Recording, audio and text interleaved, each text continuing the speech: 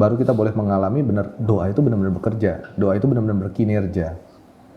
Jadi bukan senjata terakhir, tapi justru bukan benteng yang terakhir, tapi senjata pertama yang kita gunakan untuk kita melawan kuasa si jahat. Prayer works. Ya, doa itu bekerja, doa itu memiliki kuasa banget. Dikatakan cuma tetaplah berdoa. Iya, jadi memang ya udah, apapun yang terjadi tetap berdoa. Itu yang dimaksud dengan doa bekerja. Yang berarti kita mengandalkan Allah melalui doa-doa kita.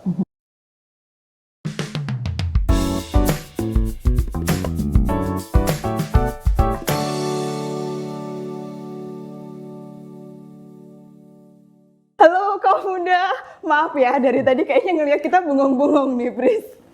Maaf ya, kitanya kurang ini sama tanda-tanda nih sama kode-kode teman-teman yang di balik kamera. Apa kabar teman-teman kaum muda di seluruh Indonesia?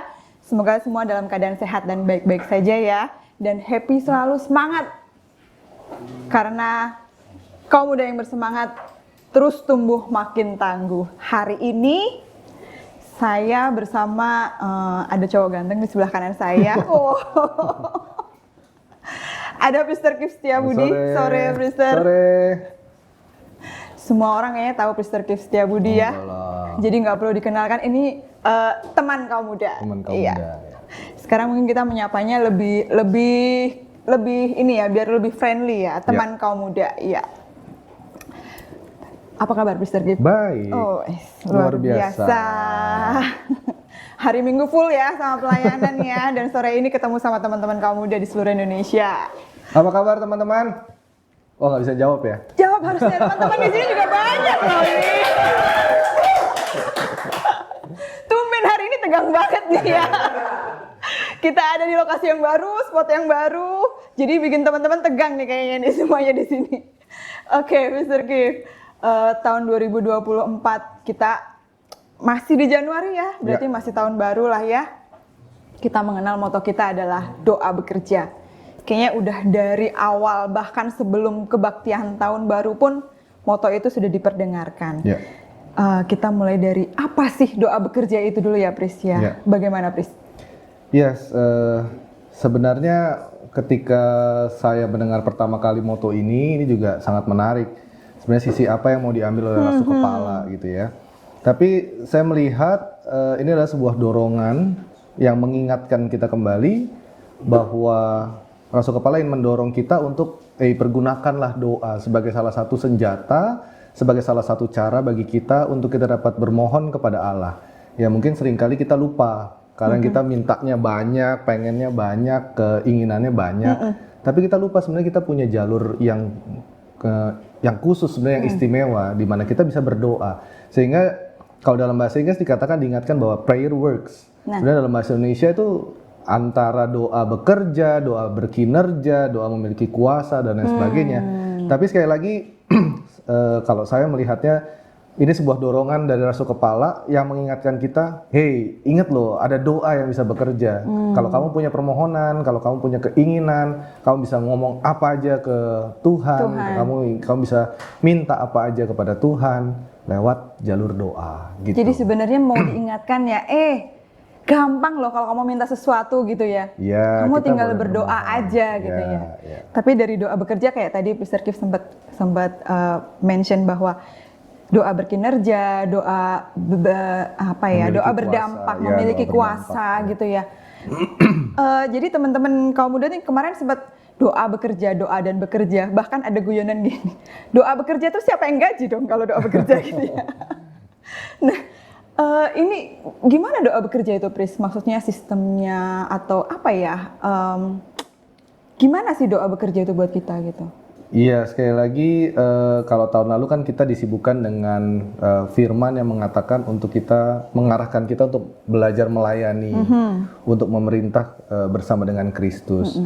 Nah, kalau saya melihat di tahun yang lalu kita juga banyak sekali kejadian-kejadian yang di luar dugaan kita, di mana itu yang tidak bisa kita prediksi.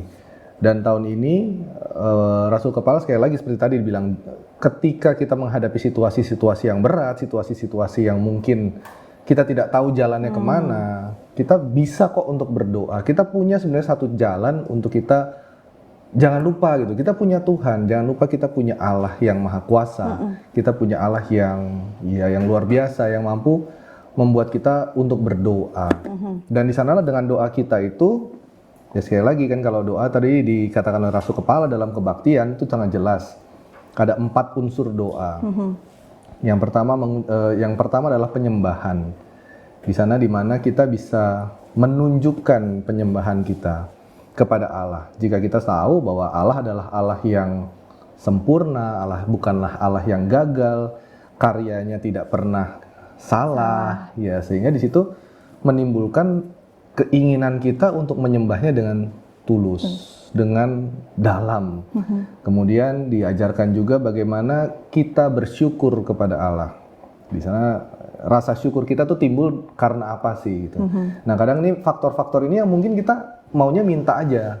Tapi kita lupa kita harus menyembah, kita memiliki Allah tadi yang sempurna. Kita lupa kita tidak pernah bersyukur, maunya nuntut aja ya. Jadi rasa syukur tadi juga timbul bukan karena apa yang kita miliki. Rasul Kepala bilang kan bukan karena apa yang kita miliki, tapi dari situasi hati kita. Pasti Mbak Hana juga pernah melihat ya, orang yang punyanya banyak, punya segala sesuatunya tapi nggak pernah bersyukur juga. Atau bahkan kita juga pernah ketemu sama mungkin seorang janda atau ibu-ibu yang tua yang mungkin hidupnya kita lihatnya secara luar. Ya, tapi mereka nggak pernah mengeluh, mereka bersyukur. Jadi rasa syukur sekali lagi bukan berasal dari apa yang kita miliki, tetapi dari kondisi hati kita. Nah, ini yang ingin diarahkan oleh Rasul Kepala. Marilah kita bersyukur, marilah kita melihat apa sih bagaimana kita bersyukur. Allah sudah memberikan kita banyak. Nah, itu 2 yang pertama. Lalu dalam doa bekerja juga berarti ada bagaimana kita mendoakan orang lain atau dalam bahasa itunya perantara. Doa perantara itu ya sebenarnya bukan apa-apa, tapi lebih kepada menunjukkan kasih kita. Benar nggak sih kita mengasihi sesama kita? Benar nggak sih kita sungguh-sungguh ingin untuk saudara-saudari kita ini selamat? Nah, di situ kita sebenarnya diuji. Apakah kita benar-benar mohon supaya mereka juga memiliki kesempatan yang sama seperti kita? Baru yang terakhir adalah permohonan kita. Dan yang menarik Mbak Ana, di sana Rasul Kepala juga mengatakan bahwa sebenarnya kita boleh minta apa aja. Mau kita lagi marah, mau kita lagi sedih, mau kita boleh curhat dong ya. Boleh curhat. Dan bahkan Tuhan sebenarnya tahu. Meskipun itu cuma Tuhan tahu sebenarnya isi hati kita. Ya, jadi di situ menarik dan Rasul Kepala juga mengatakan engkau nggak harus selalu berlutut untuk berdoa, engkau nggak harus sebenarnya untuk masuk ke dalam suatu ruangan. Sebenarnya dengan kamu berdiam diri, merenungkan sambil mohon kepada Tuhan, berdoa kayak seringkali kita ujian, takut segala macam. Kadang kita nggak sempat berlutut berdoa, tapi kita bisa mengutarakan isi hati kita dalam pikiran kita. Nah, itu yang menarik sih menurut saya. Jadi doa itu benar-benar bekerja ketika kita sebenarnya sungguh-sungguh melakukan keempat hal tadi. Jadi lebih penekanan kepada 4 hal tadi gitu ya. Apakah di setiap doa kita harus dengan 4 hal tersebut? Ya, sekali lagi Tuhan mengajarkan doa yang sempurna. Ketika doa yang sempurna adalah doa Bapa kami sendiri. Dan di dalam doa Bapa kami itu memang kalau kita perhatikan dengan sungguh-sungguh semuanya mencakup keempat hal ini. Tapi ya memang kadang-kadang kita udah kepepet banget nih. Udah pokoknya Tuhan tolong. Tuhan bahkan memang tidak bisa kita mengucapkan segala sesuatunya mungkin. Bahkan kita udah nggak tahu harus ngomong apa. Tapi kan kita dengar suatu firman yang mengatakan Roh Kudus akan menolong kita ketika kita tidak tahu harus mengatakan apa.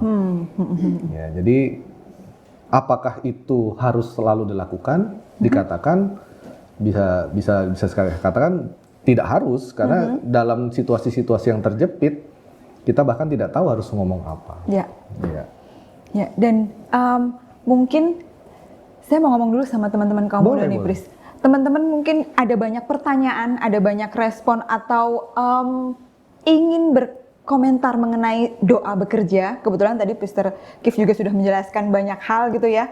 Dan ada mention bahwa tidak selalu harus 4 unsur tadi ya. Tapi akan jauh lebih baik ketika 4 unsur tadi diungkapkan gitu ya. Jadi teman-teman boleh komen di Instagram secara langsung ini. Nanti kami akan mencoba membacakan.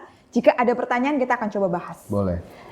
Dan kalaupun nggak terjawab atau masih kurang, teman-teman juga akan terus ya, kita tetap akan terus membuka gitu. Pris tertarik dengan yang 4 unsur tadi gitu ya. Jadi kalau misalnya kayak kaum muda ini kan banyak juga ya, kalau misalnya aku curhat boleh nggak sih? Tadi dibilang boleh ya gitu ya. Kalau dalam 4 unsur yang tadi, kapan kita, jadi kalau mau curhat kita tetap harus ada penyembahan dan bersyukur dulu gitu ya? Iya. Secara ini, kadang-kadang kan, gua mau curhat, mau marah kok ya, mesti harus ada 4 unsur ini, gimana sih gitu lah. Ya sekali lagi dalam situasi yang terjepit, situasi yang mungkin kita kecewa, tapi kan kita nggak berdoa nah itu akan menunjukkan apakah kita benar-benar berdoa pada saat-saat kita membutuhkan saja. Ya. Atau kita sungguh-sungguh ingin berdoa dalam kapasitas kita menjaga hubungan kita dengan Tuhan. Ya seringkali orang menganggap doa adalah sebuah hubungan transaksional. Yang berarti ketika saya butuh, saya berdoa. Dan itu harus dikabulkan. Tapi sebenarnya prinsip doa kan tidak seperti itu. Doa adalah sebuah nafas, sebuah hubungan kita dengan Tuhan. Nah, bagaimana kita menjaga hubungan kita dengan baik? Sama seperti kita datang kepada Bapa kita tidak datang kalau ada maunya aja, ya. Tapi kalau misalkan kita lagi nggak ada maunya atau kita lagi kesel, tapi bagaimana kalau kita menjaga hubungan dengan Bapa kita, dengan ayah kita, kan kita komunikasi terus. Saya pikir doa yang baik adalah yang seperti itu. Tentu dalam beberapa kesempatan ketika sekali lagi tidak bisa berbicara banyak, boleh kita berdoa mungkin hanya mengungkapkan isi hati kita, tapi mungkin kita lupa menyembah. Sekali lagi Roh Kudus berdoa bagi kita. Jadi bahkan Tuhan berdoa bagi kita. Ya, itu. Dan bahkan Tuhan berdoa bagi kita. Sempat kalau nggak salah dalam firman pesan Rasul Kepala bahwa doa-doa Yesus kepada Bapaknya itu adalah yang efektif dan kita harus meneladani itu. Apa sih doa yang efektif itu, Pris? Doa yang efektif adalah doa yang benar-benar mengandalkan kehendak Bapaknya. Ya. Jadi kalau curhat juga tetap harus Tuhan maunya apa sih ke aku ya? Udah aku terima gitu ya. Benar, jangan kita lupakan ketika Tuhan berdoa di Taman Getsemani. Tuhan juga sebenarnya sedang curhat kepada Bapaknya. Betul. Ya, Tuhan sedang curhat kepada Bapaknya. Tapi apakah efektif ini dilihat dari kerangka mana dulu? Jadi kita harus bisa memilah dulu. Efektif jika kerangka Allah, jelas doa Tuhan Yesus di Taman Getsemani adalah doa yang efektif. Karena dari situ Tuhan mendapatkan kekuatan untuk menanggung segala sesuatunya. Tetapi kalau dilihat dari sebuah kerangka manusia, pola pikir manusia, ini sebuah doa yang tidak efektif pastinya. Karena tidak dikabulkan. Ketika ia meminta cawan pahit itu dihilangkan dari hadapannya, cawan itu tidak dihilangkan dan Tuhan masih harus menghadapi kayu salib dan lain sebagainya. Nah, doa yang efektif sekali lagi adalah ketika kita mampu untuk mengandalkan Allah dalam kehidupan kita. Jadi menempatkan diri kita di bawah kehendak Allah, jadi apapun yang terjadi, kita boleh tetap merasa tenang, boleh merasa tetap damai. Apapun yang Tuhan izinkan terjadi dalam diri kita, ketika kita berdoa itu menimbulkan kekuatan. Artinya meskipun Tuhan tidak menjawab doaku sesuai kemauan aku, paling tidak aku tenang. Aku tetap merasakan bahwa Tuhan ada buat aku gitu ya. Menurut saya seperti itu. Gitu ya, itu doa efektif ya. Cuman kemarin kita ada melempar kepada teman-teman kaum muda. Apa menurut mereka doa bekerja atau apa yang sebenarnya mereka apa yang masih menjadi pertanyaan-pertanyaan mereka gitu ya. Mungkin teman-teman bisa ditampilkan yang sebelumnya kemarin kita lempar gitu ya. Yang hari ini teman-teman jangan khawatir, yang hari ini merespon juga akan tetap kita diskusikan di sini gitu ya. Ini ya at 114_elf. Halo Mbak atau Mas, mungkin spellingnya kalau kurang benar ya, mohon dimaafkan. Jika kita bertekun dalam doa, tapi doa tidak terkabul, apakah masih bisa dikatakan sebagai doa bekerja? Tadi sempat di-mention ya, doa efektif itu ya. Tapi mungkin ini juga yang sering dialami oleh teman-teman kaum muda gitu ya. Misalnya kayak, udah pacaran lama gitu. Mungkin dua-duanya udah apa ya, kalau bahasa sekarang anak muda sekarang ya seamin, seiman gitu ya. Seia. Tapi terus kayaknya udah berdoa bareng, diusahakan, udah bertahun-tahun, ternyata cuma jagain jodoh orang gitu ya. Nggak terkabul juga. Gimana nih, Pris? Doa bekerja kan ya tetap ya, meskipun kita tidak terkabulkan tadi gitu. Kalau menurut saya sekali lagi standarnya adalah hubungan kita dengan Allah. Apakah doa kita bekerja, kembali lagi pada hubungan kita dengan Allah. Doa kita bekerja, hubungan kita dengan Allah baik, meskipun sekali lagi kita melihatnya bukan dari kerangka pola pikir manusia. Kalau kita berpikir secara manusia, maka kita akan berpikir jika apa yang tidak kita terima, berarti Allah tidak bekerja bagi kita. Allah tidak mengabulkan doa-doa kita. Allah nggak sayang sama kita, ya. Tetapi kalau kita berpikirnya dengan cara pandang Allah, bahwa Allah tahu segala sesuatunya, bahkan Allah sudah tahu 5, 10 tahun, 15 tahun ke depan di hadapan kita, maka kita dengan rendah hati bisa mengakui bahwa, oh iya, ini memang bukan jodoh saya. Ya mungkin kita nggak tahu sekarang, tapi di masa yang akan datang mungkin benar kalau memang kita paksakan atau kita ngoyo gitu ya. Tapi sebenarnya itu bukan jodoh saya. Buat apa kita paksakan? Allah pasti tahu yang terbaik. Meskipun sekali lagi bukan dengan cara pandang kita. Manusia. Ya. Cuma saya jadi tertarik gini. Ada kemarin sempat pertanyaan juga dari teman-teman kaum muda. Kita memang tidak pernah tahu kapan Tuhan akan menjawab doa kita gitu ya. Kita udah merasa bertekun nih, sudah lama bertekun dalam doa. Setiap saat juga aku berdoa memanjatkan hal yang sama. Tapi ternyata belum dijawab-jawab juga. Karena tadi menurut kacamata kita manusia, merasanya kayak transaksional kan ya. Sikap hati yang seperti apa untuk itu? Kita kan kayak tadi contohnya, sudah bertahun-tahun ternyata jawabannya tidak gitu. Sikap hati yang seperti apa untuk menantikan apa sih jawaban Tuhan buat doaku gitu? Kalau bahasa Jawanya apa ya? Legowo ya. Legowo. Teman-teman tahu legowo, yang di sini juga belum tentu tahu nih. Iya, legowo sekali lagi dalam arti bahwa ya kita perlu merendahkan hati kita. Itu yang paling penting, karena buat kita yang masih hidup dalam dunia yang serba cepat ini, kita pengennya kan instan segala sesuatunya. Segala sesuatunya pengennya kita berdoa melek langsung ada di hadapan kita, which is itu belum tentu sesuai dengan kehendak Allah. Ya, jadi sikap hati yang benar adalah yang tadi, yang legowo. Jadi apapun yang terjadi, aku nggak mau rusak nih hubunganku sama Tuhan, aku nggak mau rusak. Meskipun Tuhan nggak kasih, ya udah aku tetap sayang sama Tuhan. Nah itu yang paling penting sebenarnya, bukan kalau aku nggak dikasih, terus aku marah sama Tuhan, aku kecewa sama Tuhan. Ya sekali lagi sama kayak Yesus waktu itu di Taman Getsemani, Yesus nggak dapat sebenarnya apa yang ia inginkan. Yesus tetap harus menghadapi bahkan di luar bayangan yang ia pikirkan. Tapi bagaimana Yesus tetap bisa diam, dia nggak mau merusak hubungannya dengan Allah. Baginya Allah tahu segala sesuatunya yang terbaik. Ya apa yang dia dapatkan bahkan lebih dari apa yang dia pikirkan mungkin, apa yang Yesus pikirkan. Bangkit pada hari ketiga, dimuliakan, naik ke surga dan lain sebagainya. Itu juga yang sebenarnya bukan janji omong kosong. Janji itu akan kita alami, tapi belum sekarang. Nah masalahnya, bisa nggak kita mengandalkan pada saat janji itu belum menjadi kenyataan? Iya. Gitu. Karena sempat dikatakan bahwa dimensi manusia Tuhan dan dimensi manusia itu berbeda ya. Iya. Jadi kita juga nggak pernah tahu kapan mau dijawab gitu ya.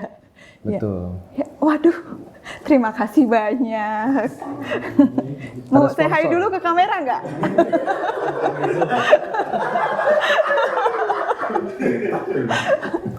Oke. Aku jadi agak blank nih tadi kedatangan oren-oren gitu ya. Kalau tadi kita berbicara sikap hati, Pris, terus dimention sama Priester Keith bahwa Tuhan tahu kok apa yang kamu butuhkan gitu ya. Ada fenomena di teman-teman kaum muda bahwa Tuhan tahu kok apa yang aku butuhkan. Ketika kita bangun, mungkin karena rutinitas, kita bangun tidur, berdoa. Tapi merasa, Tuhan tahu kok aku harus ngapain hari ini. Kegiatanku apa sih hari ini. Berdoanya sekali, jadi semacam kayak dirapel gitu. Nah, gimana nih Pris? Harusnya kan padahal kita tetap menjaga hubungan. Dan mereka mengatakan bahwa, loh aku juga sudah berkomunikasi. Tapi memang sekali dalam sehari gitu ya. Sementara kita memang intensitas doa kan tidak diatur untuk berapa kali ketika kita harus berdoa ya. Nah, gimana Pris? Fenomena seperti ini dari teman-teman kaum muda nih. Kalau boleh kasih semacam perumpamaan ya. Kalau kita pergi pagi hari, kita mengatakan kita berdoa, istilah kita nyapa Tuhan. Ya, lalu kita beraktivitas bla bla bla, terus kemudian kita pulang, kita nggak berdoa gitu kan? Udah berdoa tadi pagi nih katanya gitu. Sampai nanti aku menutup mata untuk tidur gitu kan. Iya. Ya kalau kita diajarkan di budaya Indonesia adalah sopan santun. Istilah kita pergi, kita mohon sesuatu, kita pergi, kita meninggalkan rumah, kita pamit sama ayah, sama ibu. Pulang ketika masuk rumah kan mestinya kan kita pamit lagi. Ya. Sama lah seperti doa, kalau saya boleh menggambarkan, ya jangan kita lupa setelah kita diberkati, setelah kita boleh pulang dengan selamat, setelah kita boleh beraktivitas dengan baik, jangan kita lupa untuk kita berterima kasih dan menutup hari bersama dengan Tuhan di dalam doa-doa kita. Jadi ya kalau manusia aja bisa tahu sopan santun, apalagi kita dengan Tuhan, saya rasa mestinya kita punya tingkat yang lebih tinggi. Lebih tinggi. Iya. Karena tadi di awal kita udah sampaikan ya bahwa Tuhan yang terutama gitu ya. Iya. Jadi dong. fokusnya kepada Tuhan, ya meskipun dia tahu kita tetap harus mengungkapkan gitu ya. Iya, balik lagi ke yang tadi, hubungan dengan Tuhan itu yang terpenting, yang terutama. Teladan kita tetaplah Yesus Kristus, bukan yang lain. Jadi ketika Yesus menjaga hubungannya dengan Allah sampai mati, sampai di kayu salib, ya itu juga ingin kita lakukan. Gimana hubungan kita? Kita boleh cek lah masing-masing. Hubungan kita sama Tuhan seperti apa sih? Seberapa dekat, seberapa intim kita sama Tuhan. Ya. Itu pertanyaan kepada teman-teman kaum muda. Pertanyaan buat saya juga. Seberapa buat intim? saya juga. Iya. Cuman karena kita mungkin terkait sama 4 unsur yang di awal ya, Pris ya. Seolah-olah jadi kalau anak muda zaman sekarang itu mengatakan kayak doa di kerasulan itu template. Kita harus Bapa kami yang maha baik, terima kasih gitu ya. Itu udah ungkapan syukur, udah 2 unsur diungkapkan. Dan template di belakangnya jadi seolah-olah kayak terjebak dengan template itu gitu. Padahal tadi diungkapkan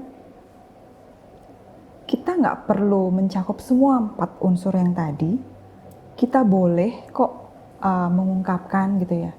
Gimana caranya supaya teman-teman kaum muda ini tidak terjebak kepada template itu, tapi merasa selalu butuh untuk berdoa, karena yakin doa itu bekerja gitu. Gimana mengungkapkan, maksudnya mengajak teman-teman untuk, kadang kita kalau ini jadi terjebak sama template kan, berdoanya ya begitu-begitu aja.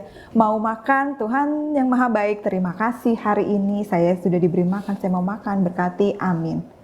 Hal-hal yang seperti itu, kira-kira ada kiat-kiat atau tips-tips tertentu? Iya, kita biasanya terjebak sama rutinitas. Ketika kita berdoa, oke, makan, sebelum makan, ya ini berdoa. Dan doa makan saya adalah seperti ini. Doa mau bangun, setelah bangun tidur, doa yang saya lakukan adalah ya seperti ini. Ya. Tapi sekali lagi, bukan apa yang kita ucapkan atau manis di bibir, terus kemudian supaya yang dengar kelihatannya kita fasih berdoa.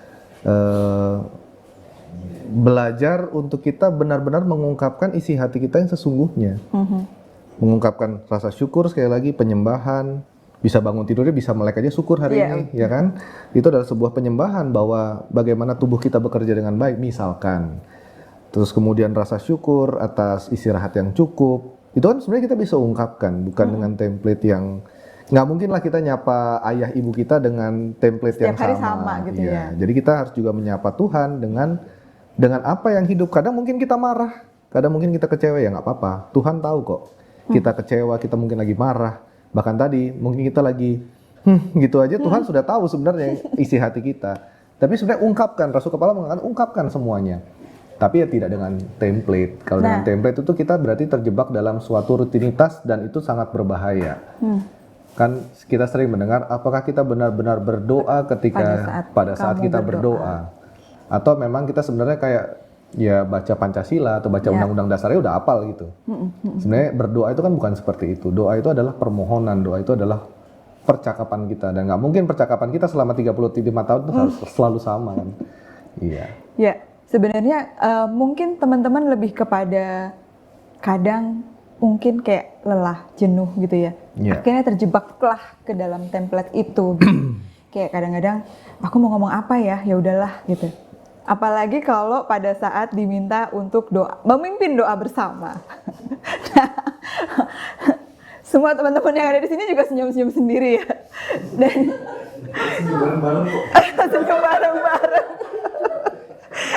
Lebih kepada itu ya. Jadi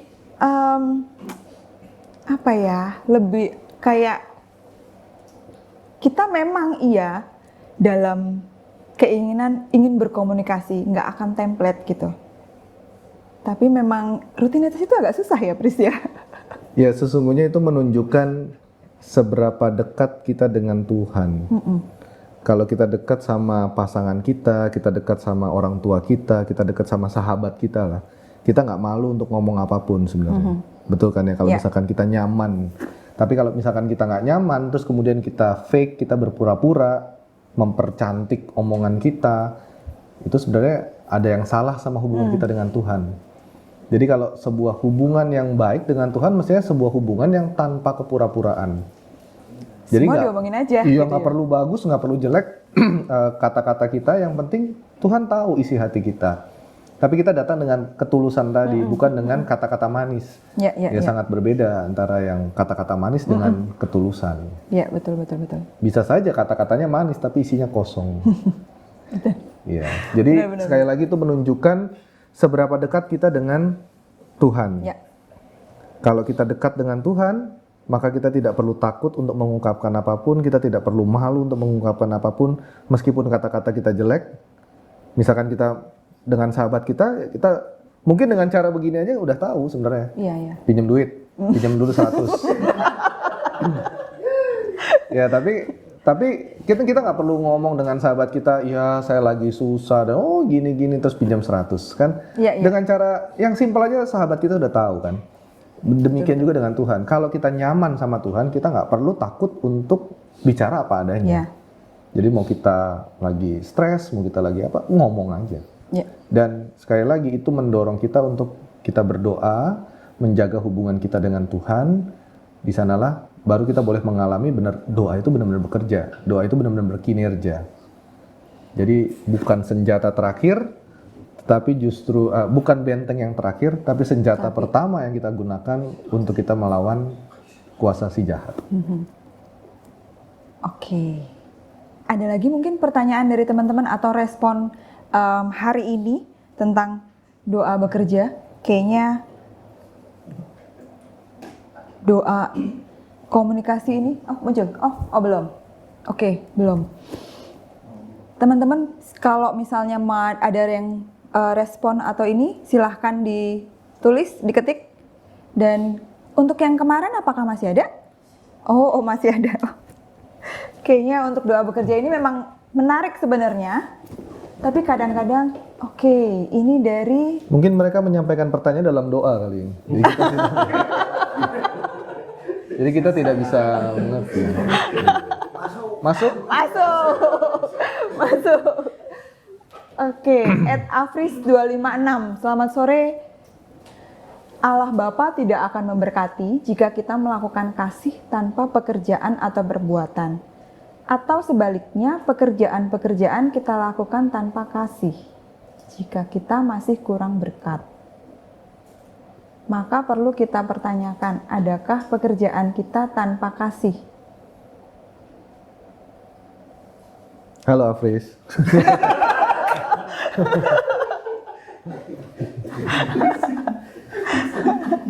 Oke, mungkin Afris ini sepertinya hanya mempertanyakan ke dalam atau sama gitu ya. Adakah pekerjaan kita tanpa kasih gitu ya? Kalau kita masih merasa kurang berkat gitu. Ya, konsep mungkin ini yang dimaksud ini adalah kita sudah berdoa, tetapi Allah tidak memberkati atau tidak memberkati kita secara langsung. Berarti apakah Allah terus kemudian tidak memberkati kita? Konsep berkat kan juga bukan seperti itu. Konsep berkat adalah apa yang membuat kita lebih dekat kepada Allah. Ya. Jadi ketika kita berdoa, balik lagi ke dalam hubungan, menjaga hubungan kita dengan Allah itu yang utama. Jadi kalau Afris bilang mungkin, oh aku udah berdoa nih, udah melakukan perbuatan kasih, tapi kok kayaknya nggak ada berkat yang diterima. Kok berkatku masih kurang Hidup ya? gue gini-gini aja gitu ya. Yang terpenting bukan itu sebenarnya, yang terpenting adalah gimana hubungan kita sama Allah, seberapa dekat kita dengan Allah dengan doa-doa kita. Dengan kita melakukan pekerjaan kasih, dengan kita melakukan, sudah berdoa misalkan kan tadi ya, sudah berdoa, sudah melakukan pekerjaan, sudah dengan kasih juga, kok Allah masih belum memberkati kita. Yang tadi yang disampaikan oleh Mbak Hana, dimensi Allah sama dimensi kita berbeda. Nah. Berkat yang dimaksud, berkat yang dimohonkan tuh mungkin selalu berupa materi, tapi kan Allah juga memberkati dengan hal-hal yang lain. Ya. Dengan sakramen yang boleh kita alami, dengan firman yang boleh kita alami, itu juga merupakan sebuah berkat. Ya. Jadi jangan salah kita menganggap berkat itu harus segala sesuatu yang bisa kita pegang, kita bisa ambil, kita bisa raih, atau yang ada di depan mata kita, uang, materi. Harus berwujud gitu tidak ya. harus materi, ya tidak harus berwujud. Kesehatan juga merupakan sebuah berkat. Betul. Ayah ibu yang baik, hubungan keluarga yang baik tetaplah juga merupakan sebuah berkat. Betul. Ya, saya pikir itu sih. Tetap semangat Afris. Adakah pekerjaan kita tanpa kasih? Mungkin belum tentu kita melakukan pekerjaannya itu sudah dengan kasih tapi masih kurang berkat. Nah, adakah pekerjaan kita tanpa kasih? Udah cukup kali ya, Mbak? Nanti DM aja, Afris.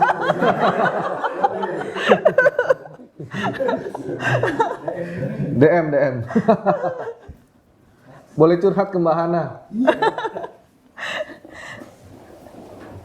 Next. Oh, masih ada? Oh, oke. Masih ada, Pris. Oke. Oke, @GMTHRI. Ikutan live nggak hari ini nih ya? Dijawab nih. Kalau doa itu bekerja, secara hakikatnya itu bagaimana? Tadi kita sudah sempat mention, mungkin kita harus ulang lagi, Pris. Doa yang terus menerus, doa yang khusyuk, atau doa yang seperti apa? Iya. Kita mulai lagi dari nol.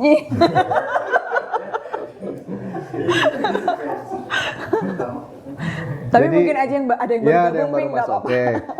Ya, sekali lagi doa yang bekerja itu bukan berarti kita harus terus menerus, doanya kusyuk, doanya harus masuk ke suatu ruangan khusus gitu. Tapi ini sebuah dorongan dari Rasul Kepala yang mendorong kita, pergunakanlah doa dalam tahun ini. Bahwa tahun ini kita nggak tahu apa yang akan terjadi. Katanya banyak rumor ini itu, perang masih terjadi, ekonomi masih nggak bener dan lain sebagainya. Ingat loh bahwa kita tuh punya satu sarana untuk kita mengungkapkan kepada Allah dengan cara berdoa. Ingat loh bahwa doa itu juga bekerja, doa itu punya manfaatnya, doa itu punya kuasanya. Nah seringkali udah kita sibuk, udah kita lupa, kita masih lupa juga untuk berdoa. Jadi ini yang mau diingatkan sama Rasul Kepala dalam bahasa Inggris sekali lagi, prayer works. Ya, doa itu bekerja, doa itu memiliki kuasa. Kalau kita lihat kebaktian tahun baru Rasul Kepala, ya, itu di sana dikatakan firmannya singkat banget. Dikatakan cuma tetaplah berdoa. Iya, jadi memang ya udah, apapun yang terjadi tetap berdoa. Itu yang dimaksud dengan doa bekerja. Yang berarti kita mengandalkan Allah melalui doa-doa kita. Apakah itu kita terus-menerus? Ya boleh, itu bagus. Doa yang kusyuk tuh kalau kita bisakan masuk ke suatu ruangan tertentu, itu bagus, itu yang sesuai diajarkan Tuhan Yesus. Tetapi kalau dalam situasi-situasi yang terjepit tadi, kita juga bisa berdoa mengungkapkan dengan kondisi yang ada pada saat itu. Apa kebutuhan kita saat itu gitu ya? Iya, itu penting. Tapi intinya menyatakan bahwa dengan doa itu memiliki kuasa dalam kepercayaan kita. Dalam doa membuat kita memiliki hubungan yang baik dengan Tuhan. Artinya teman-teman gak perlu khawatir ya, Pris. Maksudnya kita berdoanya tidak terus-terusan harus seperti mungkin Tuhan Yesus berapa kali dalam sehari, tetap doamu itu bekerja gitu ya. Iya.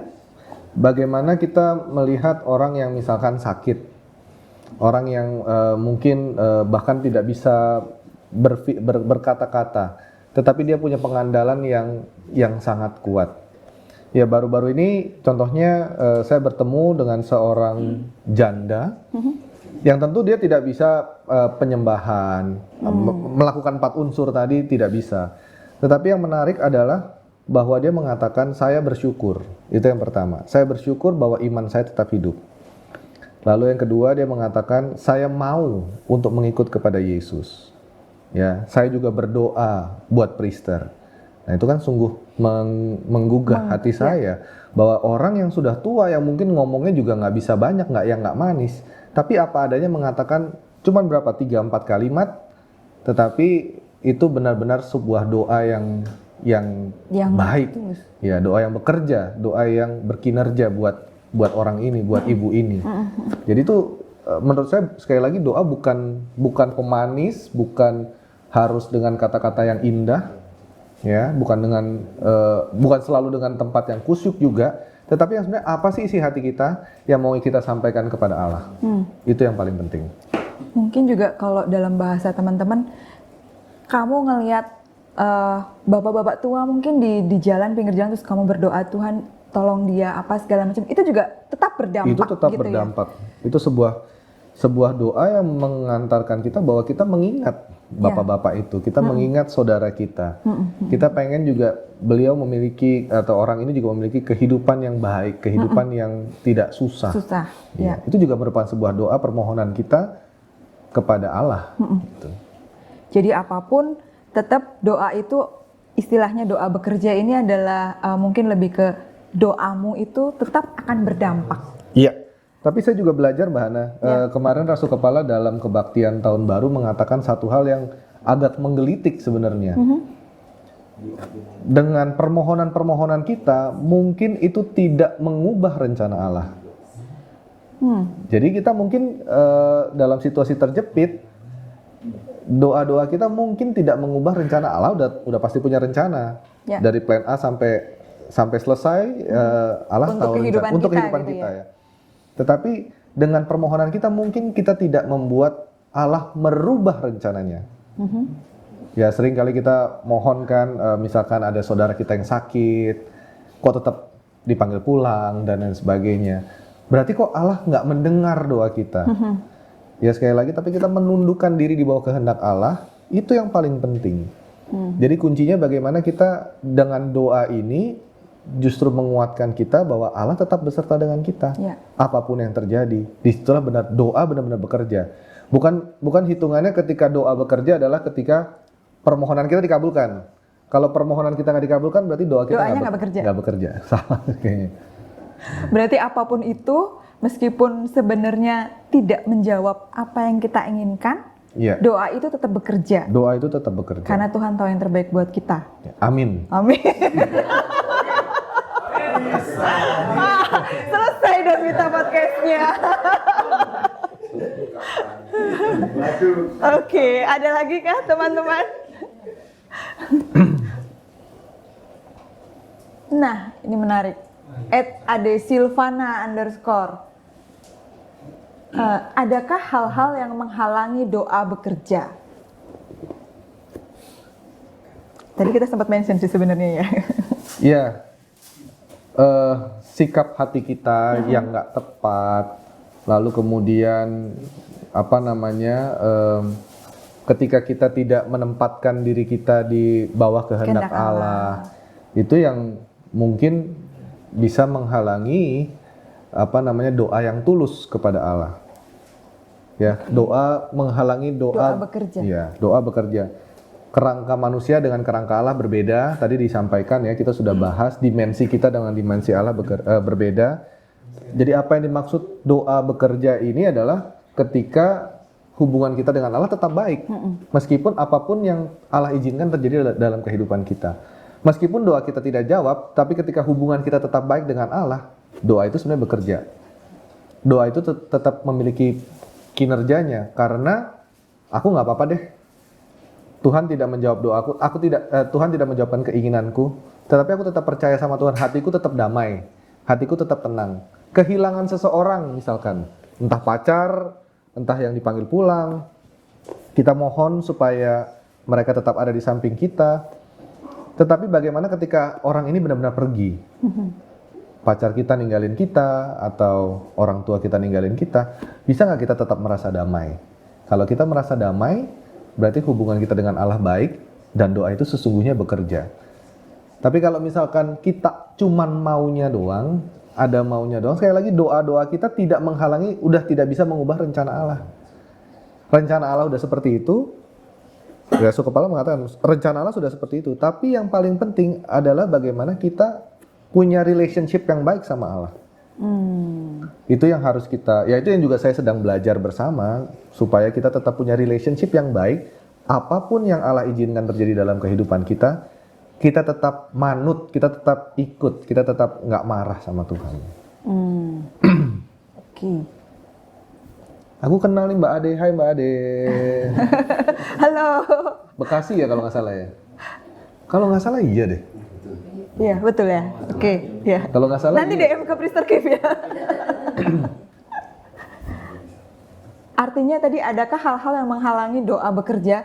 Sebenarnya kalau tadi dari sikap hati kita menghalangi nggak, Pris? Misalnya nih, kayak kita doa, kita meminta sesuatu, tapi sebenarnya kita ragu. Ada ya kalimat menyatakan bahwa kalau kita berdoa seolah-olah tapi nggak yakin. Iya. Jadi Minta, Tuhan Yesus juga tapi ragu. Ya. Yesus kan juga mengajarkan kepada kita, kalau kita berdoa, marilah kita berdoa seakan-akan kita, kalau kita meminta kepada Bapa, mintalah seakan-akan kita sudah mendapatkannya. Maka Allah juga akan mengabulkan doa-doa kita. Yang dimaksud Yesus di sini adalah seakan-akan Allah sudah mengabulkan, berarti kita percaya penuh kepada Allah. Bukan yang ya kita berdoa terus tapi ragu-ragu gitu, doa tapi ragu-ragu. Kita percaya, kita minta kepada Allah untuk permohonan kita, dan kita merasa bahwa permohonan itu telah dikabulkan. Jadi yang dimaksud adalah keyakinan kita, kepercayaan kita, pengandalan kita tuh harus utuh dalam berdoa. Maka Allah akan mengabulkan. Sekali lagi, meskipun tidak dikabulkan, Allah mengabulkan dengan caranya Allah, bukan caranya kita. Iya. Jadi doa tetap bekerja. Doa pasti bekerja. Ya. Oke, kayaknya banyak nih pertanyaan. Ada lagi kah teman-teman?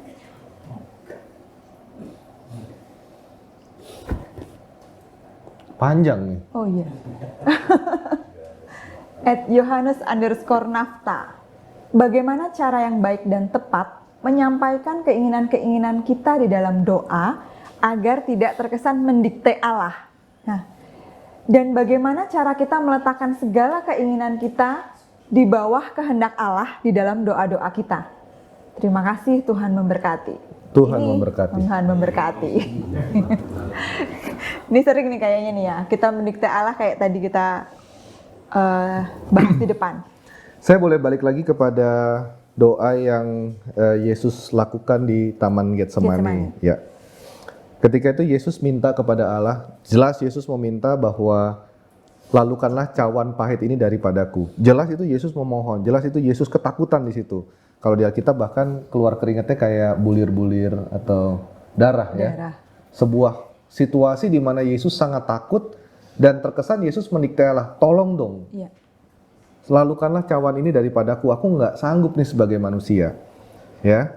Tetapi di sana dikatakan bagaimana kita menyampaikan dengan cara yang tepat supaya kita tidak terkesan mendikte Allah. Di situ Yesus juga mengajarkan kepada kita dengan kalimat selanjutnya yang ia katakan kepada Bapa, bukan kehendakku yang jadi, tetapi kehendakmu. Sehingga ini adalah cara yang baik bagi kita untuk kita tidak mendikte Allah dengan menempatkan kehendak Allah lebih tinggi daripada kehendak kita. Dengan cara yang demikian, maka yang tadi dikatakan, dan bagaimana cara kita meletakkan segala keinginan kita di bawah kehendak Allah dalam doa-doa kita. Biasanya dalam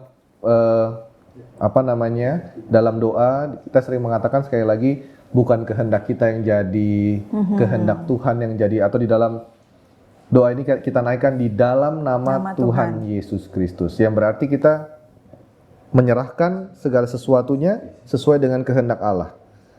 Nah itu sesungguhnya kita telah menempatkan doa kita di bawah kehendak Allah sesungguhnya. Tetapi apakah kita benar-benar menempatkan hati kita di situ, itu wallahu alam. Jangan terjebak ke template Jangan tadi. terjebak ke template, tapi marilah kita sungguh-sungguh untuk benar-benar menempatkan kondisi hati kita, menyerahkan benar-benar, kalau bahasa Inggrisnya itu apa? Surrender ya. Berarti benar-benar menyerahkan segala sesuatunya ke dalam tangan Allah. Ya. Nah, di situ barulah kita punya kualitas doa yang baik. Apapun yang Allah jawab, hati kita tetap tenang, hati kita tetap damai, kita merasa tetap diberkati.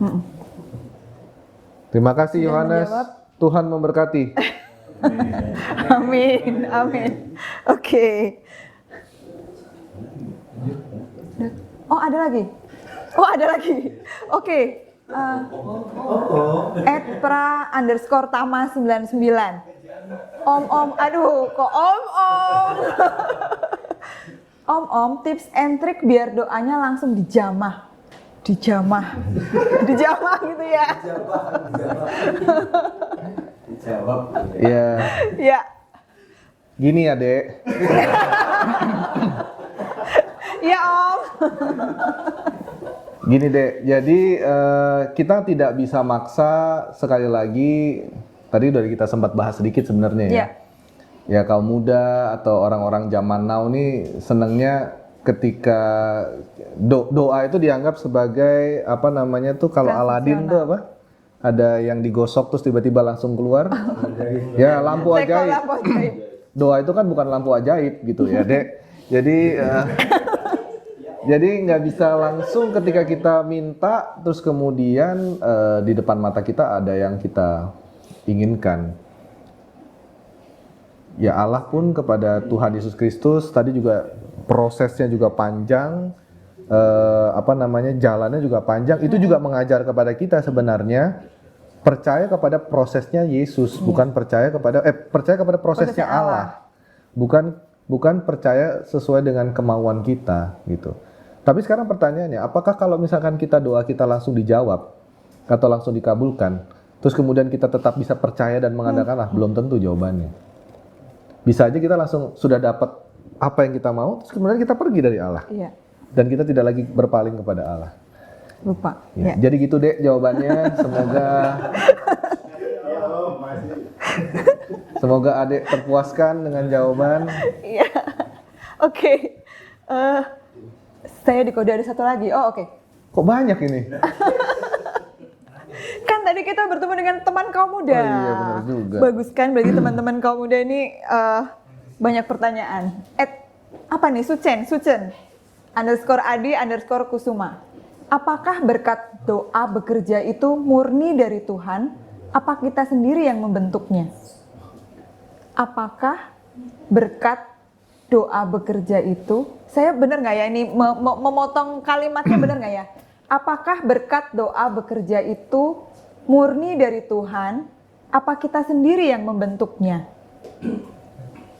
Ya. Sucen atau Sucen? Sucen Adikusuma.